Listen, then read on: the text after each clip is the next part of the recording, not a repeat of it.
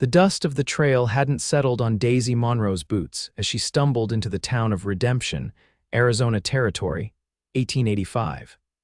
Her parched lips cracked when she tried to speak, and the tattered remains of her once fine traveling dress hung limply on her thin frame.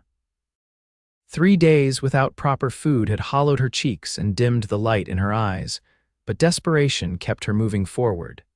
Zeke Callahan watched the young woman from his position on the boardwalk outside the general store.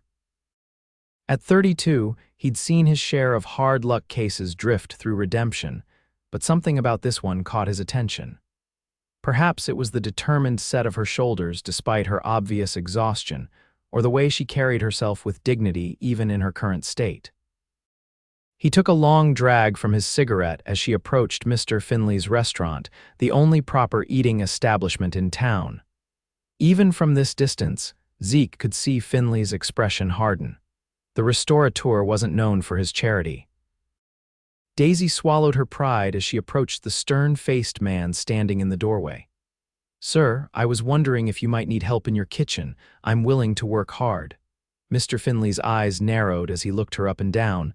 "Ain't hiring, especially not some dust-covered drifter." "Move along before you scare my customers." "Please," Daisy's voice cracked. "I haven't eaten in days. I'll work for food," she said, the words nearly catching in her throat. Zeke found himself moving before he'd made a conscious decision. His spurs jingled against the wooden planks as he crossed the street, his tall frame casting a long shadow in the late afternoon sun. "That's enough, Finley," he said, his deep voice carrying across the distance between them. "No need to be cruel, mister." Finley's expression soured further, but he retreated into his restaurant without another word. Few people in Redemption crossed Zeke Callahan, owner of the largest cattle ranch in the county, and a man whose quiet demeanor masked a steely resolve. Daisy turned to face her unexpected defender, momentarily taken aback by his imposing presence. He stood over 6 feet tall, with broad shoulders and the lean, muscular build of a man who worked hard for a living. His face was weathered by sun and wind, but his blue eyes were kind beneath the brim of his Stetson. "I'll work for food," she repeated, her voice stronger this time despite the way her knees trembled beneath her skirts. "I'm not looking for charity." The cowboy looked into her eyes and something shifted in his expression. He saw pride there and strength despite her obvious hunger and exhaustion. "Madam," he said, removing his hat in a gesture of respect, "my name is Zachary Callahan, Zeke to most folks. And I'd consider it an honor if you'd join me for a meal." Daisy hesitated, her empty stomach warring with her sense of propriety. "I don't accept handouts, Mr. Callahan."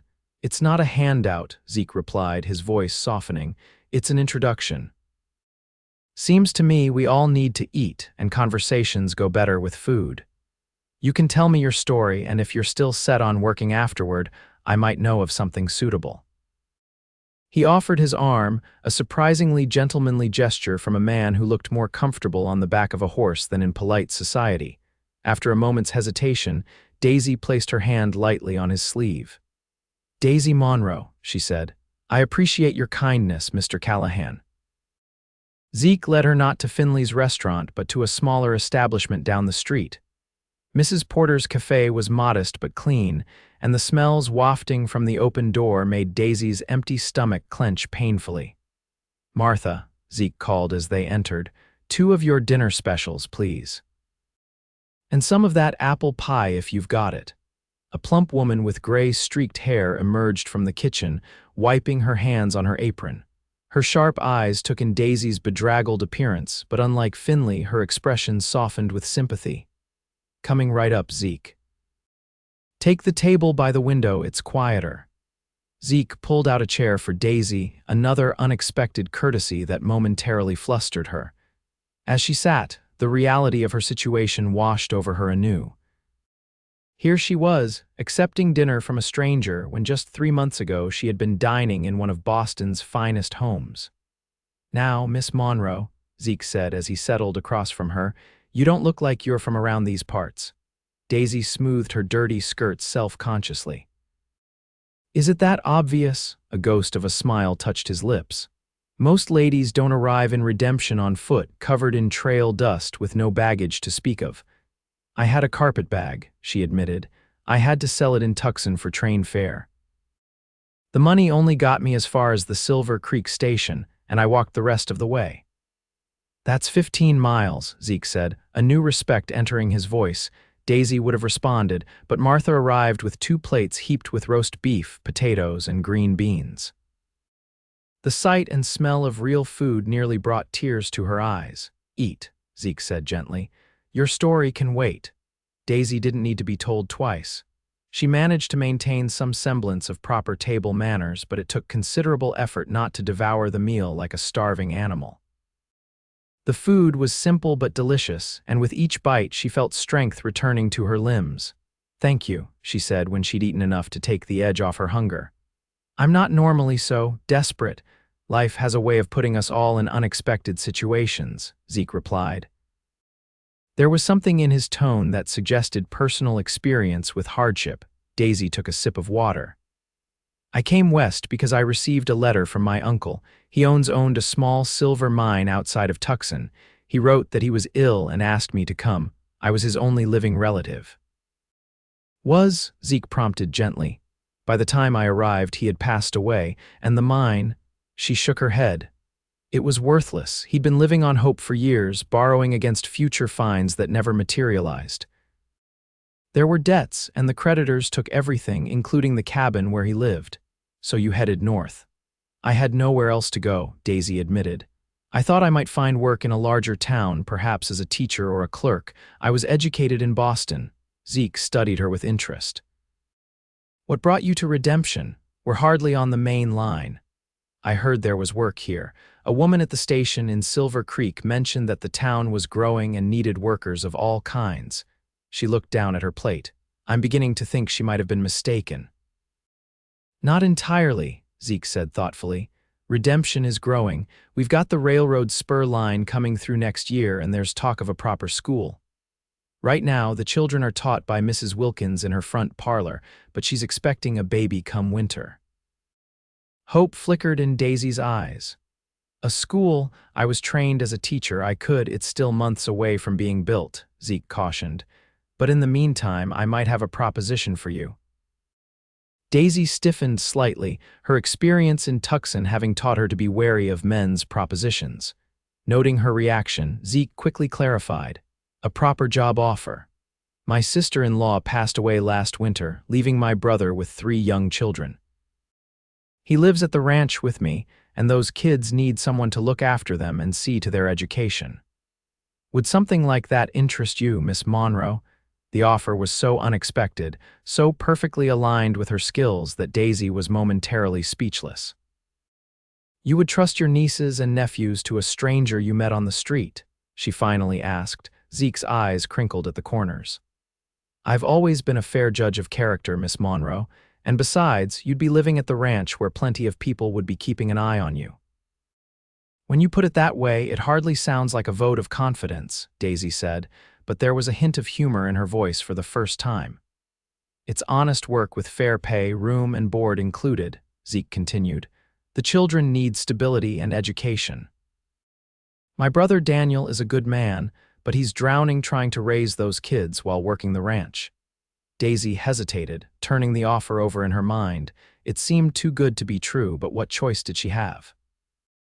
Her funds were completely depleted, and the alternative was trying to find work in a town where she knew no one and had already been turned away once. I accept your offer, Mr. Callahan, she said finally. Though I should warn you, my experience with ranching is limited to what I've read in books. We don't expect you to rope cattle, Zeke said with a smile. Just keep the children out of mischief and teach them their letters.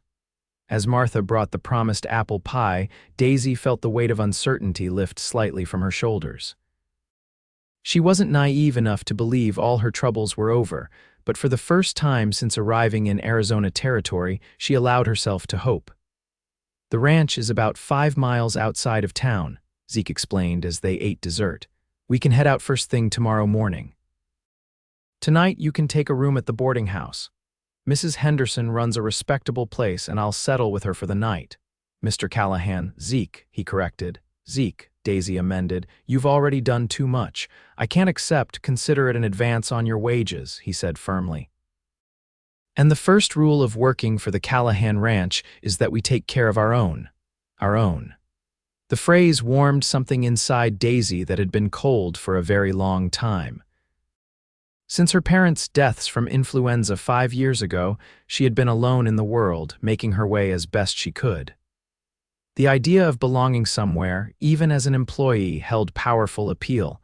Thank you, she said simply. After finishing their meal, Zeke escorted Daisy to the boarding house, a neat 2-story building with white lace curtains in the windows. Mrs. Henderson, a stout woman with kind eyes, greeted them at the door. Zeke Callahan, what brings you to my doorstep this evening? She asked, her gaze shifting curiously to Daisy.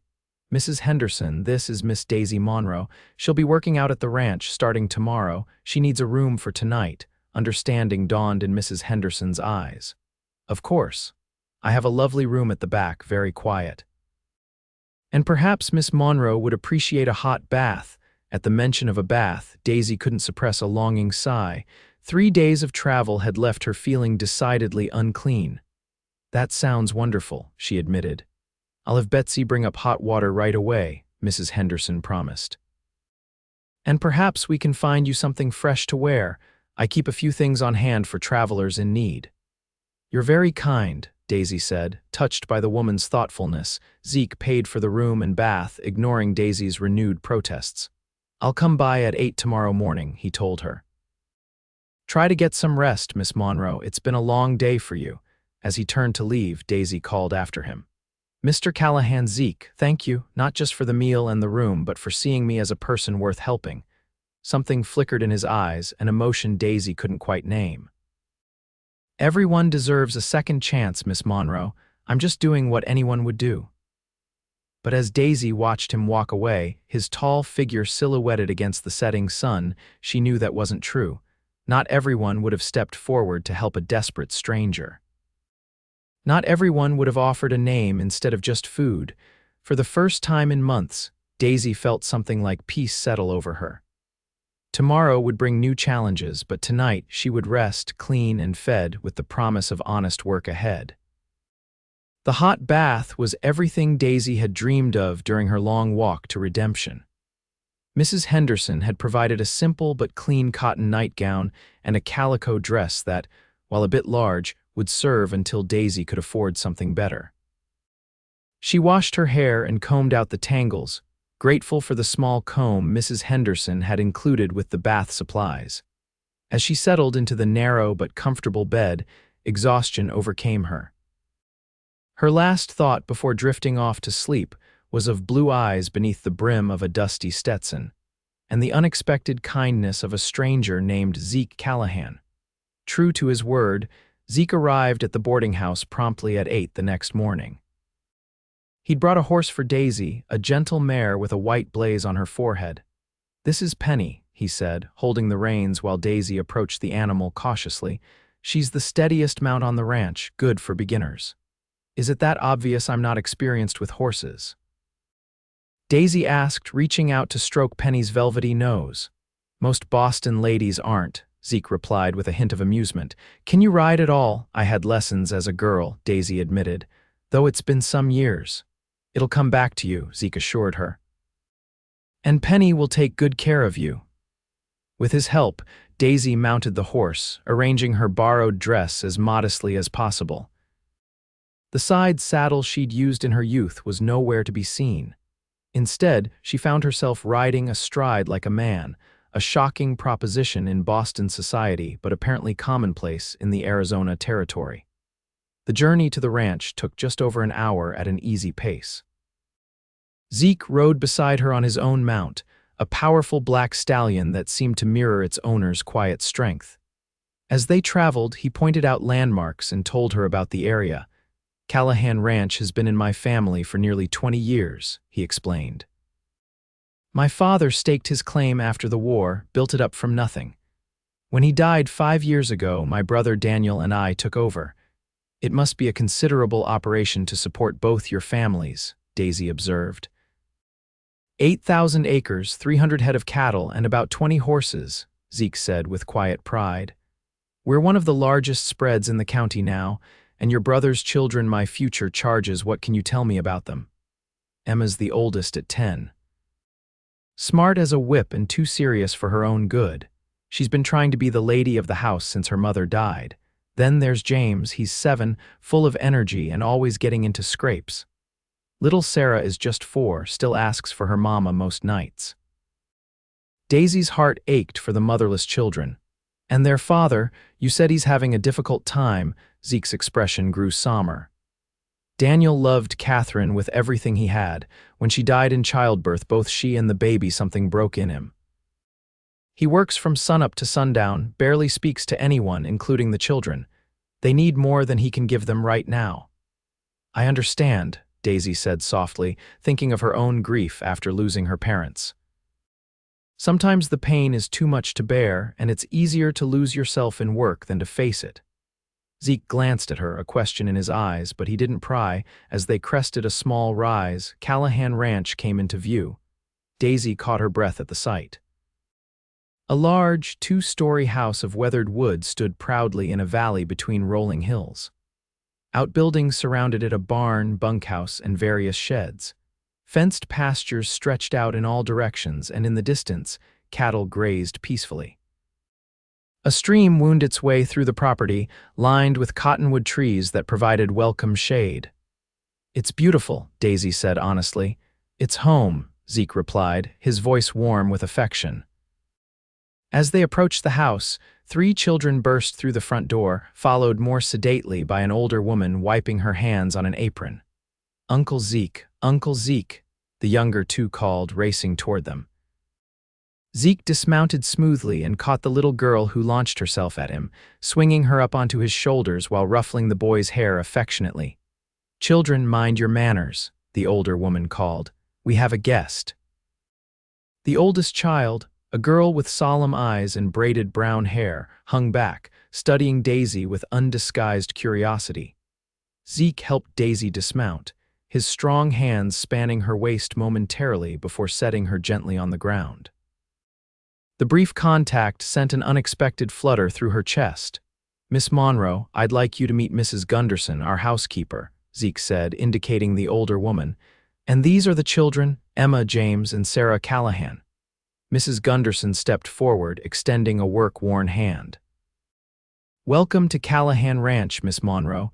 The children have been in quite a state since Mr. Zeke told us you were coming.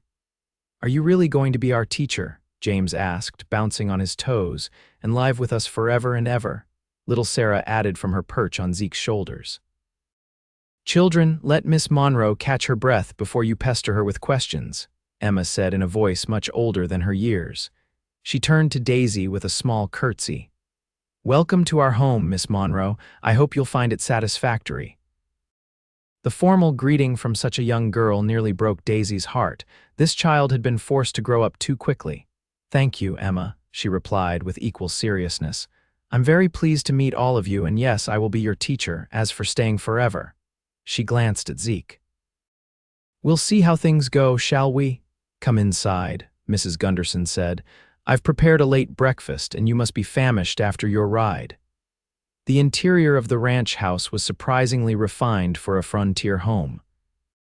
The main room was spacious, with polished wooden floors partially covered by woven rugs.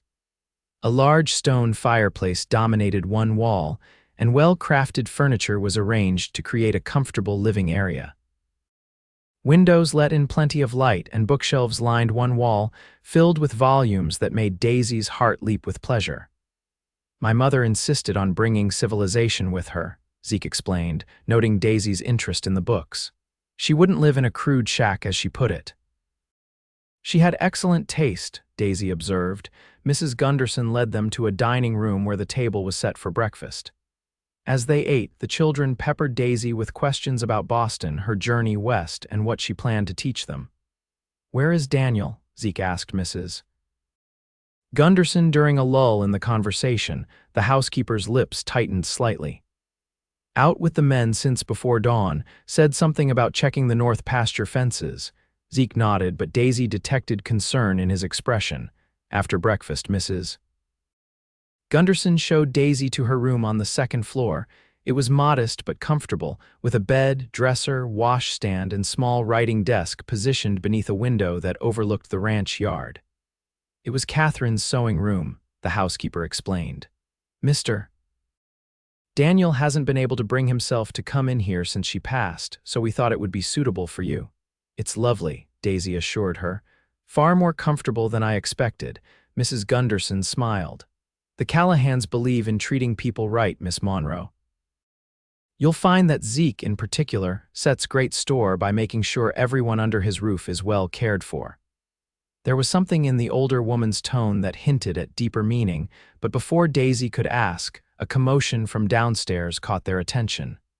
That'll be Mr. Daniel and the Hands coming in for dinner, Mrs. Gunderson said. You should come down and meet him. Daisy smoothed her borrowed dress and followed the housekeeper downstairs, suddenly nervous about meeting her employer. What if Daniel Callahan objected to her presence? What if he found her unsuitable to care for his children in the main room? A group of dusty, weather-beaten men were removing their hats and washing up at a basin near the door. Among them was a man who bore a striking resemblance to Zeke, though he was slightly shorter and considerably thinner, with a haunted look in his eyes that spoke of profound grief. Zeke approached his brother, speaking quietly. Daniel's gaze flicked to Daisy, his expression unreadable. After a moment he nodded and moved toward her. Miss Monroe, he said, his voice rough from disuse, my brother tells me you'll be looking after my children. If that meets with your approval, Mr. Callahan, Daisy replied. Daniel studied her for a long moment. My children need someone. Zeke seems to think you're suitable. That's good enough for me. It wasn't exactly a warm welcome, but Daisy understood that this was a man drowning in sorrow. I'll do my very best for them, she promised. See that you do, he said, then turned away, effectively ending the conversation. Dinner was a lively affair despite Daniel's somber presence. The ranch Hand's 6 men of varying ages who lived in the bunkhouse kept the conversation flowing with tales of their day's work and good-natured teasing. Daisy was introduced to each of them. Jack, the foreman, Manuel, who managed the horses, brothers Tom and Hank, who'd worked for the Callahans since they were boys, Pete, the youngest at 19, and old Sam, whose actual age was a matter of speculation but who claimed to have ridden with Kit Carson in my youth. Throughout the meal, Daisy was acutely aware of Zeke's presence at the head of the table. Unlike his withdrawn brother, he participated fully in the conversation, stepping in when the men's stories became too colorful for young ears, and making sure everyone had their fill of Mrs. Gunderson's excellent cooking. After dinner, while the children showed Daisy their current schoolbooks, Zeke took her aside for a moment. I need to ride out with the men tomorrow to move some cattle to fresh pasture, he explained. I'll be gone most of the day. Will you be all right getting settled on your own? Of course, Daisy assured him. Mrs. Gunderson seems very capable, and I'm looking forward to spending time with the children. They seem taken with you already, Zeke observed, watching as James eagerly showed Daisy his prized collection of arrowheads. They're wonderful children, she said sincerely. And I want to thank you again for this opportunity. Not many would take a chance on a stranger. Zeke's expression softened. Sometimes, Miss Monroe, you just know when something is right. Their eyes met for a long moment, and Daisy felt an unexpected warmth spread through her chest. There was something about this quiet, thoughtful man that drew her to him, despite her determination to maintain professional distance. I should help put the children to bed, she said finally, breaking the moment. Zeke nodded. Good night, Miss Monroe. Good night, Zeke. As Daisy helped the children prepare for bed, reading a story to little Sarah, checking James's arithmetic, and discussing a book with Emma, she couldn't help but feel she had stumbled into something precious. These children needed her, and perhaps, after months of uncertainty and fear, she needed them too later. As she lay in her new bed listening to the unfamiliar sounds of the ranch at night, Daisy reflected on the strange turn her life had taken. 24 hours ago, she had been starving and desperate, stumbling into a town where she knew no one. Now she had a roof over her head, meaningful work, and the beginnings of connections to people who seemed genuinely kind. And then there was Zeke Callahan, with his steady gaze and quiet strength. A man who had offered his name when she had asked only for food. A dangerous man to admire, Daisy reminded herself sternly. He was her employer's brother, and she was in no position to entertain romantic notions about anyone, least of all a man so far above her current station. Still, as sleep finally claimed her, it was Zeke's blue eyes and rare smile that followed her into dreams. The next few weeks established a routine at Callahan Ranch.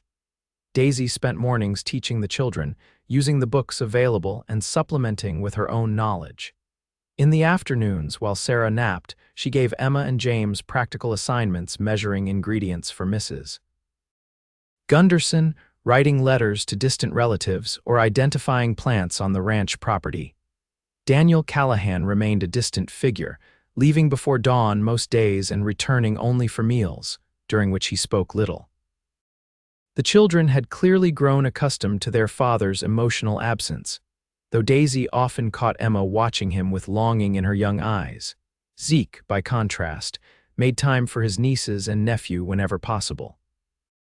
He taught James to whittle, braided Sarah's hair with surprising dexterity, and discussed books with Emma. He also made a point of checking in with Daisy daily, asking about the children's progress and ensuring she had everything she needed. As spring gave way to early summer, Daisy found herself settling into ranch life with unexpected ease. She learned to ride Penny confidently, to identify the various ranch hands by the sound of their voices or footsteps, and to appreciate the stark beauty of the Arizona landscape.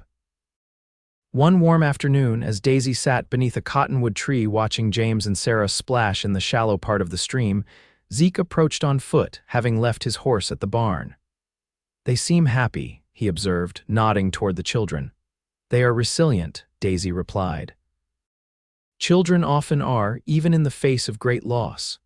Zeke settled beside her on the grass, removing his hat and running a hand through his dark hair. "You've been good for them." Emma's smiling again. "I hadn't realized how much I missed that until it came back." "She carries too much weight on her small shoulders," Daisy said. "She feels responsible for her siblings, for the household, even for her father's happiness." "Like Catherine in miniature," Zeke agreed. "Her mother was the same way, always taking care of everyone else." "And who takes care of Emma?" Daisy asked softly. Zeke turned to look at her directly. "You do, Miss Monroe, and I can't tell you what that means to all of us." The intensity in his gaze made Daisy's breath catch. "I'm only doing what you hired me to do," she said, trying to keep her voice steady. "You're doing far more than that, and you know it." Zeke plucked a blade of grass, twisting it between his fingers. "The house feels like a home again since you arrived."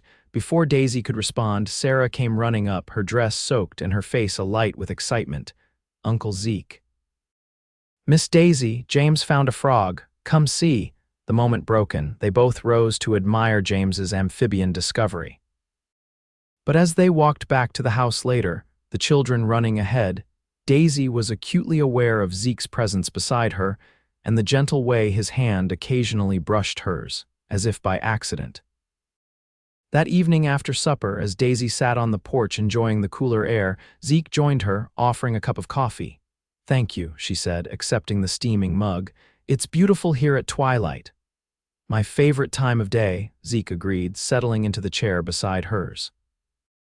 "Everything quiets down, even the land itself seems to take a breath." They sat in companionable silence for a while, watching as the sky transformed from blue to gold to deepening purple. "May I ask you something, Miss Monroe?" Zeke said finally. "Of course. What brought you west, really?" "There must have been opportunities for an educated woman like yourself in Boston." Daisy considered deflecting the question, but found she wanted to share the truth with him. "After my parents died, I worked as a companion to a wealthy widow, Mrs. Harrington. It was a comfortable position, if not particularly stimulating. When she passed away last year, her son made it clear that my services were no longer required, or rather, that he expected different services than his mother had." Zeke's expression darkened. "He was inappropriate with you." He believed that as a woman without family or fortune, I should be grateful for any attention, regardless of its nature, Daisy said carefully. When I refused his advances, he dismissed me without references. Finding another position became challenging, so when your uncle's letter arrived. It seemed like providence, Daisy confirmed. A chance to start fresh where no one knew me or had preconceived notions about my worth based on my circumstances. Zeke was quiet for a moment. For what it's worth, I think you're one of the bravest people I've ever met, Miss Monroe. To travel across the country alone, to start over with nothing, that takes remarkable courage. His words warmed her more than they should have. Thank you for saying that, though I suspect you've known many brave people in your life, Mr. Callahan. I have, he acknowledged. But few with your particular brand of quiet strength. Daisy looked down at her coffee, uncertain how to respond to such direct praise. May I ask you something in return? Seems only fair.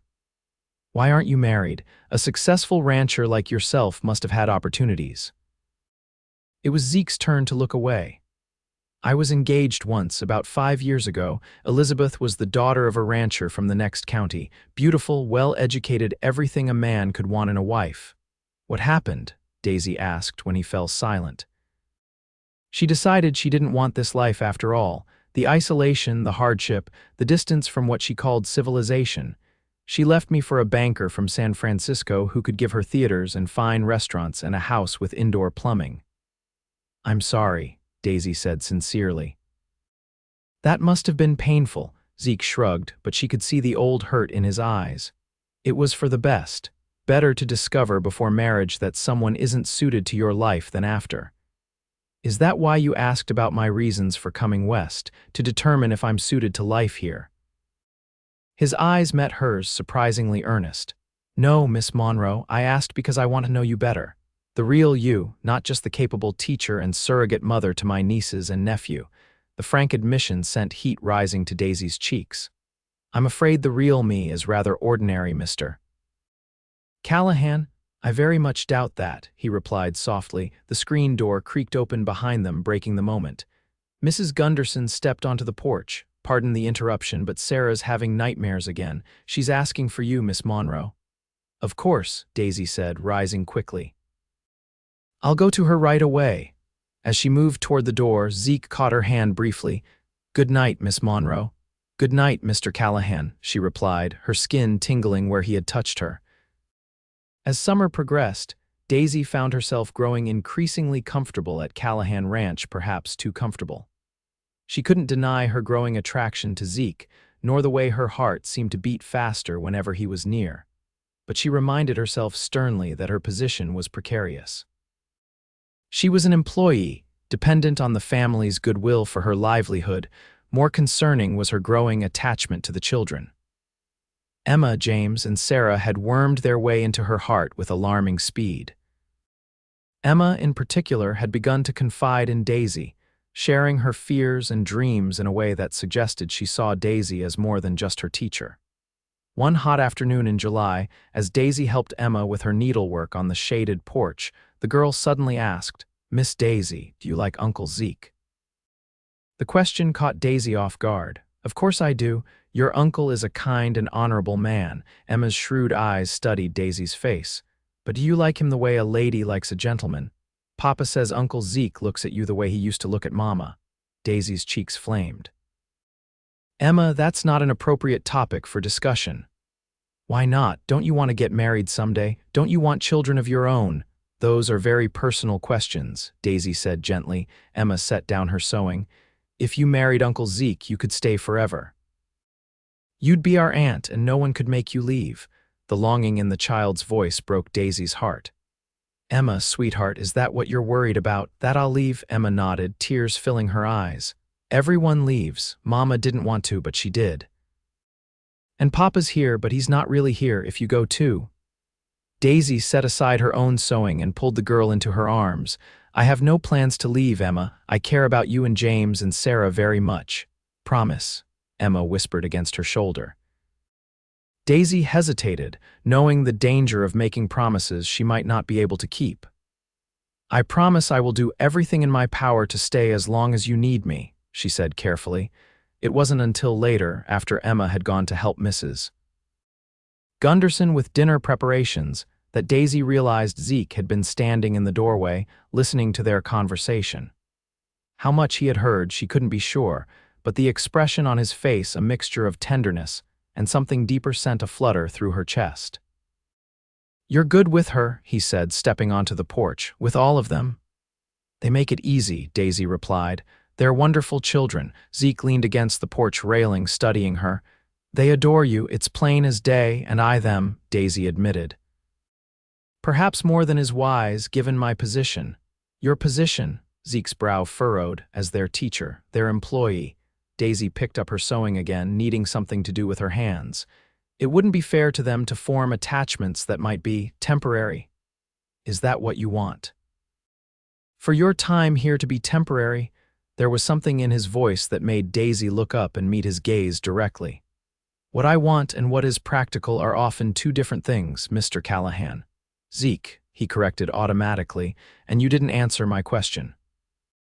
Before Daisy could formulate a response, the dinner bell rang from inside the house, saving her from having to articulate feelings she herself was still trying to understand. The following Sunday, Daisy accompanied the family to church in Redemption. It was her first return to town since she'd arrived at the ranch nearly 2 months earlier, and she was struck by how different her circumstances now were. She rode in the Callahan wagon wearing a new dress that Mrs. Gunderson had helped her make, her hair neatly arranged, her cheeks fuller and her eyes brighter than they had been on that desperate day when she'd first stumbled into town. The church service was well attended, with ranchers and townspeople filling the simple wooden building. Daisy sat with Emma and Sarah on one side and James and Zeke on the other. Daniel, as was apparently his custom, sat in the back, slipping out as soon as the final hymn was sung. After the service, many people approached to introduce themselves to Daisy, curious about the new teacher at Callahan Ranch. Mrs. Porter from the cafe greeted her warmly, as did Mrs. Henderson from the boarding house, both expressing pleasure at her improved circumstances. "You look well, my dear," Mrs. Henderson said. "Ranch life clearly agrees with you." "It does," Daisy admitted. "I've found it surprisingly fulfilling. And the company isn't bad either, I'd wager, Mrs. Porter added with a meaningful glance toward Zeke, who was deep in conversation with several other ranchers. Daisy felt her cheeks warm. "Mr. Callahan is a kind employer." The two older women exchanged knowing looks but mercifully changed the subject. As the congregation dispersed, Daisy found herself approached by a well-dressed man she hadn't met before. He was perhaps 40, with graying hair at his temples and an air of self-importance that immediately put her on guard. "Miss Monroe, I presume?" he said, extending his hand. "I'm Edward Fleming, president of the Redemption Town Council and owner of the bank. I've heard quite a bit about you from various sources." "It's a pleasure to meet you, Mr. Fleming," Daisy replied politely, though something in his assessing gaze made her uncomfortable. "I understand you were trained as a teacher back east," he continued. "As it happens, our town is in need of a proper school teacher. The school building will be completed by September, and we're prepared to offer a competitive salary to the right candidate." Daisy blinked in surprise. "That's very kind, Mr. Fleming, but I have commitments at Callahan Ranch." Fleming waved a dismissive hand. "Surely the Callahans can find someone else to mind the children. A woman of your education and refinement belongs in town, not out at some cattle ranch."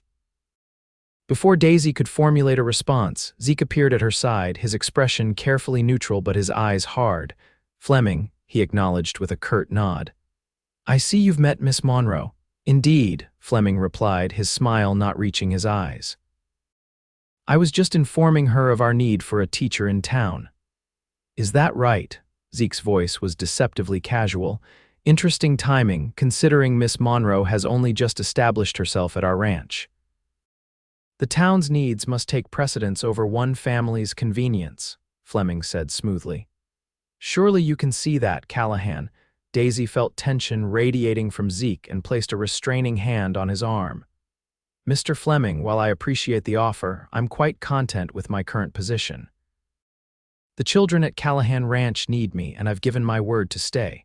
Fleming's eyes narrowed slightly. I see. Well, should you reconsider, the offer remains open. The salary would be considerably more than what you're earning now, I'm sure. Some things are more valuable than money, mister. Fleming, Daisy replied firmly. As Fleming walked away, Daisy turned to Zeke. I take it there's history between you two? Fleming's been trying to buy pieces of our land for years, Zeke explained, his jaw tight. He thinks the railroad spur will increase property values, and he wants to control as much as possible. And now he's trying to lure away your children's teacher, Daisy observed. Not very subtle, is he? Zeke's expression softened as he looked down at her. You didn't seem tempted by his offer. Not in the slightest, Daisy assured him. I meant what I said, the children need me, and besides. She hesitated, then continued more quietly, I've come to think of the ranch as home. Something flared in Zeke's eyes, something warm and possessive that sent a shiver down Daisy's spine.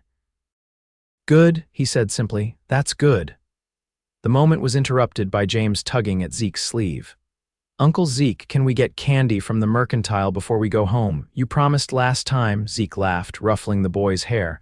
So I did. Let's round up your sisters and see about that candy. As they gathered the children and headed toward the mercantile, Daisy found herself thinking about Fleming's offer not with temptation, but with certainty that she had made the right choice in refusing it. Whatever her complicated feelings for Zeke might be, her attachment to the children was real and precious. She wouldn't abandon them, not for money or position or anything else Fleming might offer. Back at the ranch that evening, as Daisy sat on the porch enjoying the sunset after the children were in bed, Daniel Callahan surprised her by joining her. It was the first time he had sought her company specifically, and she straightened in her chair, uncertain what to expect. Miss Monroe, he said, settling into the chair Zeke usually occupied, I wanted to thank you. For what, Mr. Callahan? For not taking Fleming's offer. Daniel's voice was rough from disuse. The children, they need stability. Losing their mother nearly destroyed them. Losing you would be another blow they don't deserve. Daisy was touched by this rare moment of openness from the grieving man. I wouldn't do that to them, she assured him. They're wonderful children, Mr. Callahan. You should be very proud. Daniel stared out at the darkening landscape. Catherine would have been proud. She was the one who knew how to love them properly. I can't seem to find my way back to them.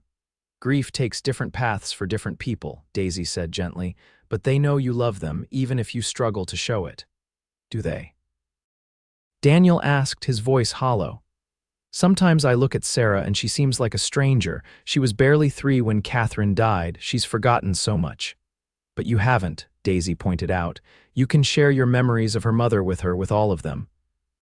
That would mean more than you know. Daniel was quiet for a long moment. Zeke thinks highly of you, he said finally, changing the subject. Says you've brought life back to this house. Unsure how to respond, Daisy simply said, your brother is very kind. Kind, yes, but not given to exaggeration or false praise. Daniel stood, signaling the end of the conversation. Good night, Miss Monroe. Good night, Mr. Callahan. As Daniel disappeared into the house, Daisy remained on the porch, pondering their conversation. It was the most he had spoken to her since her arrival, and she sensed it had cost him considerable effort. His grief was still raw, his wound still bleeding beneath the stoic exterior. But perhaps, just perhaps, he was beginning to heal. The summer heat intensified as July gave way to August. The days were filled with ranch work for the men and domestic duties for Daisy and Mrs. Gunderson. The children continued their lessons, though Daisy allowed more time for play as the summer progressed, recognizing their need for childhood joys. One particularly scorching afternoon, Zeke suggested a picnic by the stream where a swimming hole had formed in a deeper section. The children were ecstatic at the prospect, and even Mrs. Gunderson seemed pleased to escape the hot kitchen for a few hours. They rode out in the wagon, loaded with food, blankets, and spare clothes for the inevitable soaking the children would receive. Daniel, predictably, declined to join them, citing work that couldn't wait. The swimming hole was delightful, shaded by cottonwood trees and fed by clear, cool water from the mountains. The children shed their shoes and outer clothes, splashing into the water in their undergarments with squeals of delight. Zeke joined them, stripped down to his trousers, his bronzed chest and powerful shoulders testament to years of hard physical labor. Daisy sat on the blanket with Mrs. Gunderson, trying not to stare at Zeke as he played with the children, tossing a laughing Sarah into the air and catching her with strong, sure hands. "He's good with them," Mrs. Gunderson observed, following Daisy's gaze. "Would make a fine father someday if he found the right woman." Daisy busied herself arranging food on plates. "I'm sure he would," the older woman chuckled. "No need to be coy with me, Miss Monroe. I've seen the way you look at each other when you think no one's watching." "Mrs. Gunderson," Daisy protested, her cheeks burning. "I'm old, not blind," the housekeeper replied mildly. "And I've known Zeke Callahan since he was a boy. I've never seen him look at anyone the way he looks at you, not even that Fleming girl who broke his heart." Before Daisy could formulate a response, Zeke emerged from the water streaming down his chest and arms as he reached for a towel. "The water's perfect," he called to Daisy. "You should join us." "Oh, I couldn't possibly," Daisy began. "Nonsense," Mrs. Gunderson interrupted. "I brought an old dress of mine you can swim in. No one around for miles to see, and the children would love it if you joined them." Put that way, Daisy found it hard to refuse. She took the offered garment, a simple cotton dress worn thin with age, and retreated behind some bushes to change. When she emerged, she felt self-conscious in the clinging wet fabric, but the delight on the children's faces as she waded into the water made her embarrassment worthwhile. "Miss Daisy's swimming," Sarah exclaimed, paddling over to her with Zeke's assistance. "Indeed I am," Daisy agreed, gasping a little at the coolness of the water. "Though I'm not very skilled at it, I'm afraid." "I can teach you," Zeke offered, his eyes crinkling at the corners, "if you trust me." There was more question in those words than appeared on the surface, and Daisy felt a flutter of anticipation as she nodded. "I trust you." Zeke's lessons were gentle but effective. He supported her with strong hands as she learned to float, to kick, to move her arms in the proper motion. The children joined in, offering enthusiastic if not always helpful advice, and soon Daisy was swimming short distances on her own, delighting in the newfound freedom of movement. "You're a natural," Zeke said as she swam back to him, her face flushed with pleasure and exertion. "I had an excellent teacher," she replied, suddenly aware of how close they were, of his hands still supporting her in the water. Something shifted in his expression, his eyes darkening as they dropped briefly to her lips. For a heart-stopping moment, Daisy thought he might kiss her, right there in the swimming hole with the children splashing nearby, but Emma called for his attention, breaking the spell, and the moment passed. Still, as they emerged from the water later and enjoyed the picnic Mrs. Gunderson had prepared, Daisy was acutely aware of the change between them, of boundaries crossed and new possibilities opening. The ride back to the ranch was filled with the happy chatter of tired children. Sarah fell asleep against Daisy's side, her small body warm and trusting. Emma and James argued good-naturedly about who had swum the farthest, while Zeke drove the wagon, occasionally glancing back at Daisy with a warmth in his eyes that made her heart race. That night, after the children were asleep, Daisy found herself unable to rest, her mind replaying the day's events. She slipped downstairs, thinking a glass of milk might help her sleep, and found Zeke sitting at the kitchen table, a cup of coffee in front of him. "Can't sleep?" he asked, rising as she entered. "Too many thoughts," she admitted. "It was a wonderful day." "It was," he agreed, pulling out a chair for her. "The best I can remember in a long time." Daisy sat, smoothing her wrapper self-consciously. She'd only expected to encounter Mrs. Gunderson, if anyone, and was acutely aware of her informal state of dress. "Would you like some milk?" Zeke asked. "Or I could make you some tea." "Milk would be perfect, thank you." He moved to the icebox, his movements easy and familiar in the kitchen he'd grown up in. As he poured her milk and returned to the table, Daisy was struck again by the dichotomy of the man, powerful and authoritative in his role as rancher, gentle and considerate in his personal interactions. "What has you so pensive?" he asked, settling across from her. Daisy took a sip of milk before answering. I was thinking about how much my life has changed since coming to Arizona, how different things might have been if you hadn't intervened that day in town. Zeke's expression grew serious. I've thought about that too. About how easily I might have missed you, might have been in a different part of town or not noticed what was happening. Do you believe in fate, Zeke? The question slipped out before she could reconsider it. I believe things happen for a reason, he replied slowly. Though the reason isn't always clear at the time.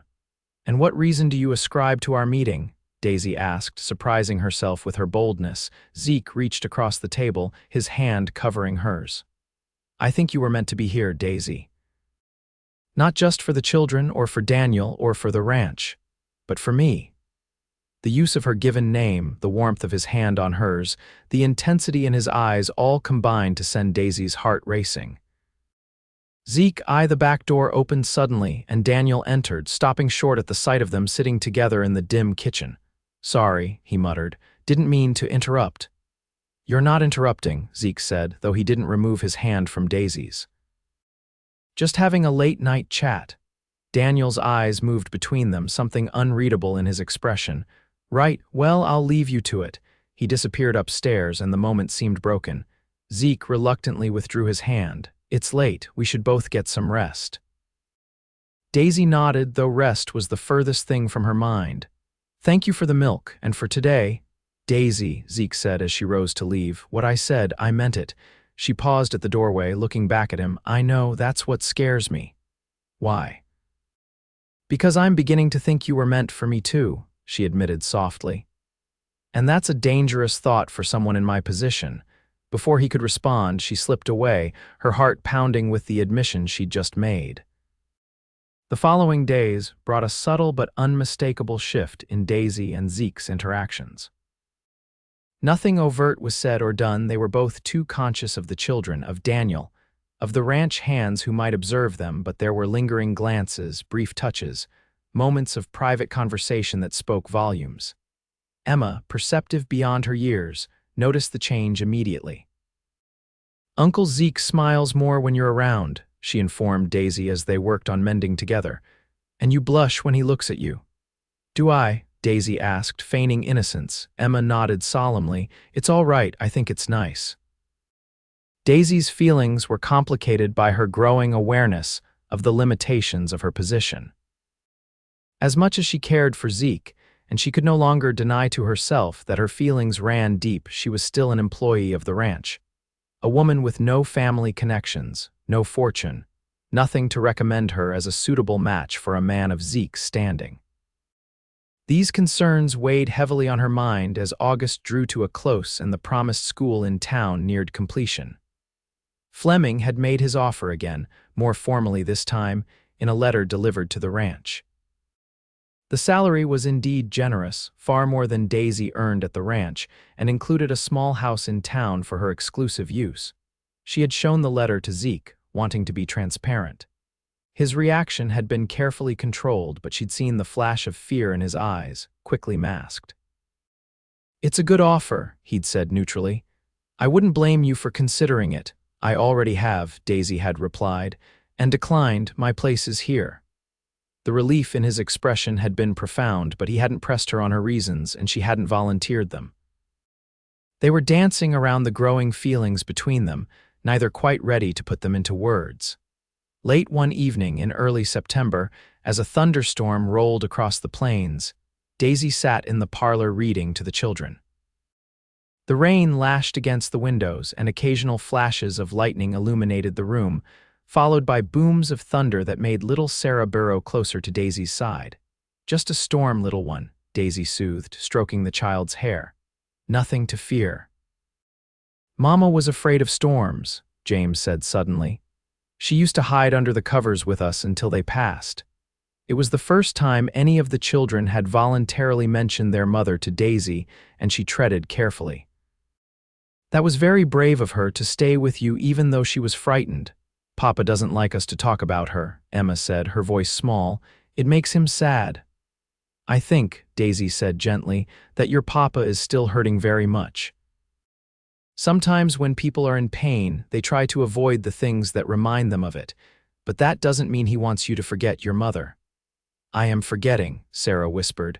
I can't remember what she looked like anymore. Emma reached for her sister's hand. I'll help you remember. She had eyes just like yours, and she sang the prettiest songs. As the children began to share memories of their mother, hesitantly at first, then with growing animation, Daisy noticed Daniel standing in the doorway, his face a mask of grief and longing. He caught her eye for a moment, then turned and disappeared down the hallway. After the children were in bed, Daisy found Daniel in his study, a glass of whiskey in his hand, staring at a portrait on the wall, a beautiful woman with Sarah's eyes and Emma's serious expression. Mr. Callahan, she said softly, I wanted to apologize if I overstepped earlier. He didn't look at her. You didn't. The children should talk about her. I just can't. They need to hear about her from you, Daisy said gently. Your memories are precious to them, especially to Sarah, who fears she's forgetting. Daniel took a long swallow of whiskey. How do I talk about her without falling apart? How do I look at Sarah, who looks so much like her, without seeing Catherine dying in my arms along with our son? The raw pain in his voice made Daisy's heart ache. Perhaps you don't try to be strong all the time. Perhaps you let them see that it's okay to grieve, to miss her, to talk about her, and cry sometimes.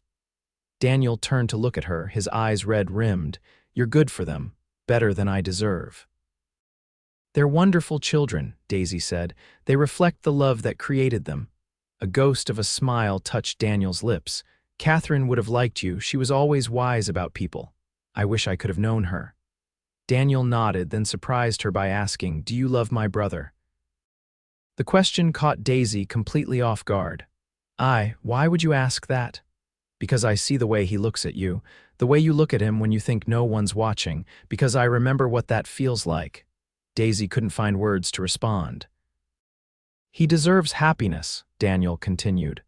After Elizabeth, after everything he's done for me and the children, he deserves someone who sees him for who he is and loves him anyway. And you think that person is me? Daisy asked carefully. Daniel shrugged. I think you could be if you're brave enough to take the chance. The conversation left Daisy unsettled, her thoughts in turmoil. Did she love Zeke? The answer, she knew in her heart, was yes. But did she have the courage to act on those feelings, knowing all the complications they would bring? The next morning, Zeke announced at breakfast that he needed to ride into town on business and would be gone most of the day. His eyes met Daisy's briefly across the table, and she felt a now familiar flutter in her chest at his gaze. The day passed normally, with lessons for the children in the morning and household tasks in the afternoon. Daisy was helping Mrs. Gunderson prepare dinner when they heard riders approaching. Expecting Zeke, she glanced out the window, only to see 3 unfamiliar men dismounting in the yard. Stay inside with the children, Mrs. Gunderson said sharply, her normally placid expression hardening. I don't recognize those men. Daniel emerged from the barn, approaching the strangers with caution. From the kitchen window, Daisy could see him talking with them, his posture growing increasingly tense. Something's not right, Mrs. Gunderson muttered. Where are the hands when you need them? Most of the ranch hands were out working the north pasture, Daisy knew, with only old Sam left behind to tend to some repairs on the barn roof. The conversation outside grew heated, with one of the strangers gesturing angrily. Suddenly, he shoved Daniel hard, sending him staggering backward. Mrs. Gunderson gasped. Go upstairs with the children, Miss Monroe. Lock the door and don't come out until I call you. Daisy hesitated, but the older woman's expression brooked no argument. She hurried upstairs, finding the children in Emma's room playing a board game. Children, she said with forced cheerfulness, how about we play a special game? Let's pretend we're hiding from outlaws very quietly in the closet. James's eyes widened with excitement, but Emma looked suspicious. Is something wrong, Miss Daisy? Just some visitors your father doesn't seem too happy with, Daisy said honestly. I'm sure everything's fine, but Mrs. Gunderson thought we should stay upstairs for now. She ushered them into the large closet in her room, which had enough space for all 4 of them to sit comfortably among the hanging dresses. She closed the door most of the way, leaving it cracked for air and light. Now we must be very quiet, she whispered. Like mice. Sarah and James nodded solemnly, But Emma's worried expression spoke volumes. From downstairs came the sound of the front door banging open, followed by loud voices. Daisy strained to hear, catching fragments of the confrontation. "Told you before, Fleming has no claim to this land." "Got the papers right here. Forgery, and you know it." A crash, then the sound of breaking glass. Sarah whimpered and Daisy pulled her close. "It's all right," she whispered, though her own heart was racing. "Your papa and Mrs. Gunderson will handle it." More shouting, then a sound that froze Daisy's blood. A gunshot, followed by a woman's scream. "Mrs. Gunderson?" Emma gasped. Daisy made a split-second decision. "Stay here," she told the children firmly. "Lock the closet door behind me and don't open it for anyone but your father, your uncle, or me. Do you understand?" "Don't go," Sarah pleaded, clinging to her skirts. "I have to check on Mrs. Gunderson," Daisy explained, gently disentangling herself. "Emma, you're in charge. Keep your brother and sister quiet and safe." Emma nodded, her young face set with determination. "Be careful, Miss Daisy." Daisy slipped out of the closet, waiting until she heard the lock click before moving to the dresser. From the bottom drawer, she retrieved the small revolver Zeke had insisted she keep for protection. She'd protested at the time, but now she was grateful for his foresight. Heart pounding, she crept down the hallway to the top of the stairs. The scene below froze her in place. Daniel lay on the floor, blood seeping from a wound in his shoulder. Mrs. Gunderson knelt beside him, pressing a cloth to the injury. The three strangers stood over them, one holding a smoking pistol. "Where's Fleming's deed?" the gunman demanded. "We know he gave it to Callahan to sign." "There is no deed," Daniel ground out through clenched teeth. "Fleming's claim is false, and he knows it." The gunman raised his pistol again. "Maybe another bullet will refresh your memory." Without thinking, Daisy raised her own weapon. "Stop right there." All eyes turned to her, standing at the top of the stairs with the revolver pointed at the intruders. "Well, well," the gunman drawled. "What have we here? Put that down, little lady, before you hurt yourself." "I know how to use this," Daisy said, willing her hands not to shake. "And I won't hesitate if you threaten Mr. Callahan or Mrs. Gunderson again." The men exchanged glances, clearly reassessing the situation. "We just want what's ours," one of them said. "Fleming paid good money for a piece of this ranch, and your boss is trying to cheat him." "Mr. Fleming has no legal claim to any part of Callahan Ranch," Daisy replied, moving slowly down the stairs, keeping her gun trained on them. "And sending armed men to threaten a family is hardly the action of an honest businessman." "Daisy, go back upstairs," Daniel urged, his face pale with pain and blood loss. "I'm not leaving you and Mrs. Gunderson at their mercy," she replied, not taking her eyes off the intruders. The standoff might have continued indefinitely if not for the sound of approaching horses. The gunman cursed, moving to the window. "Riders coming fast," he reported to his companions. "At least 5 or 6. Fleming didn't say nothing about taking on the whole ranch," one of the others muttered. "I ain't getting shot over this." "We're leaving," the gunman decided. "But this ain't over, Callahan."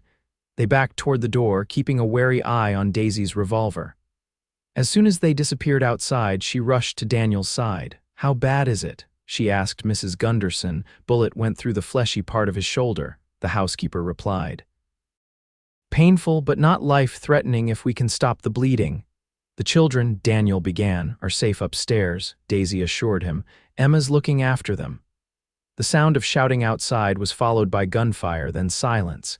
Daisy's heart leapt to her throat. Had the intruders ambushed the returning ranch hands? The front door burst open, and Zeke rushed in, his expression frantic until his eyes found Daisy, still kneeling beside his brother with the revolver in her hand. "Daisy, Daniel." He crossed the room in 3 long strides, dropping to his knees beside them. "What happened?" "Fleming's men," Daniel grunted. "Looking for some deed he claims I have." Zeke's face darkened with fury. "They shot you over that fabricated land claim. I'll kill him."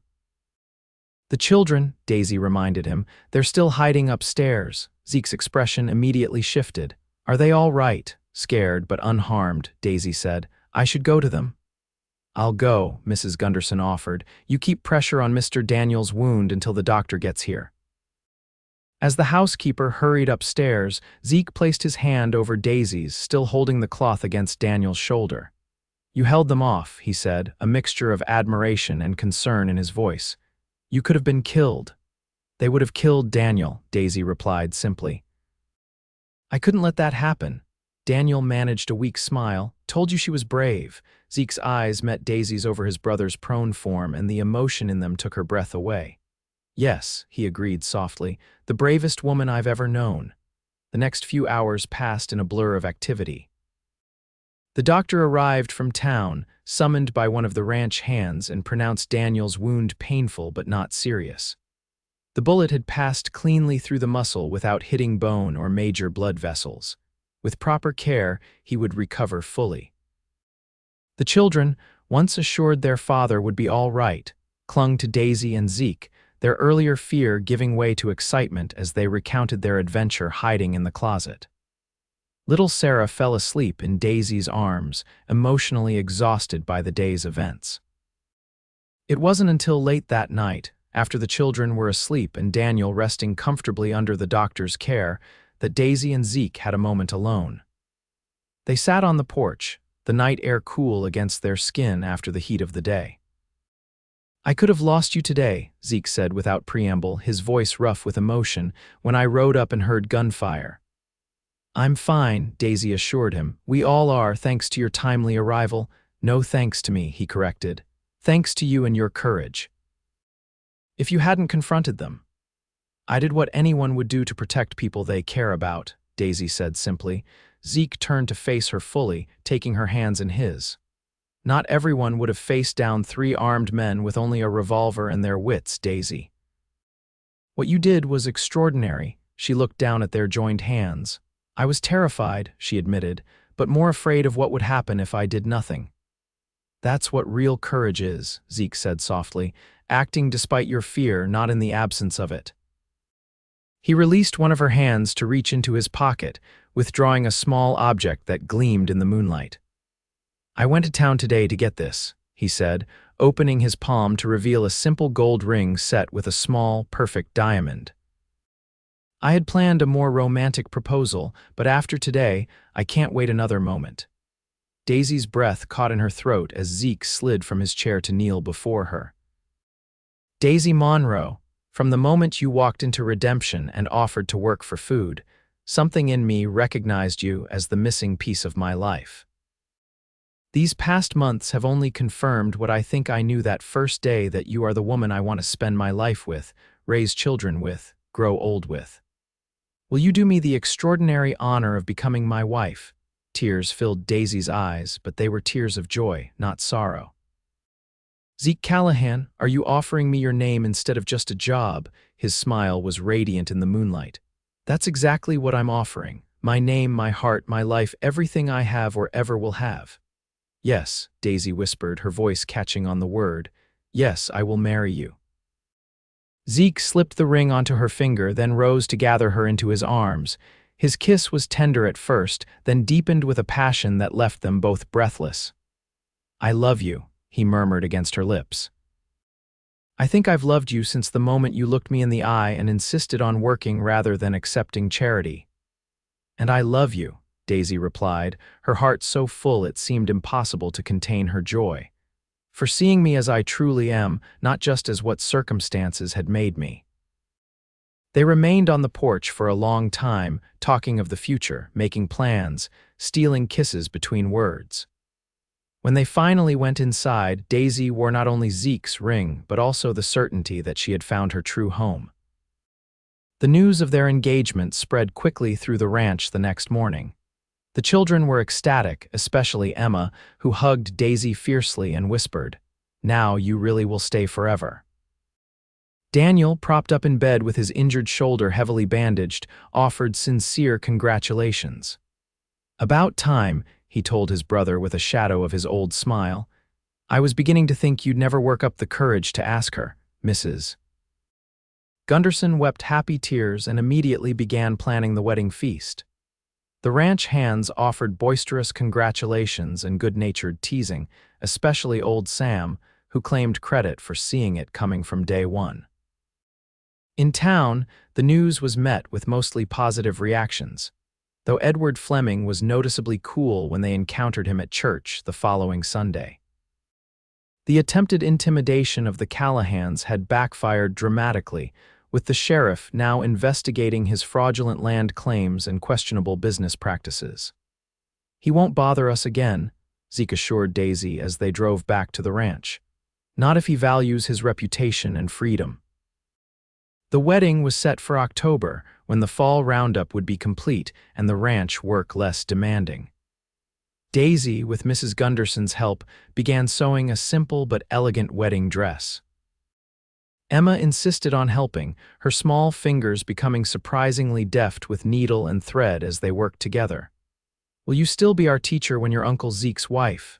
James asked one evening as Daisy read to them before bed. "For now," she replied. "But eventually, when the school in town is ready, you might attend there. And someday, perhaps, you'll have cousins to share your lessons with." The idea of children of her own, of expanding the family she had come to love so deeply, filled Daisy with quiet joy. From desperate beginnings had come a future brighter than she could have imagined.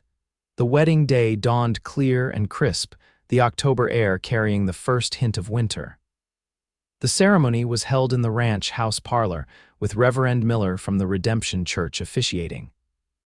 The children played important roles, Emma as Daisy's attendant, James as ring bearer, and little Sarah scattering wildflower petals along the makeshift aisle. Daniel stood as his brother's best man, his arm still in a sling but his face more animated than it had been in months. As Daisy entered on old Sam's arm, the ranch hand having volunteered to give her away in the absence of any family, she saw tears in Daniel's eyes, not of grief this time, but of happiness for his brother. Zeke waited for her by the fireplace, handsome in a new suit, his eyes never leaving hers as she approached.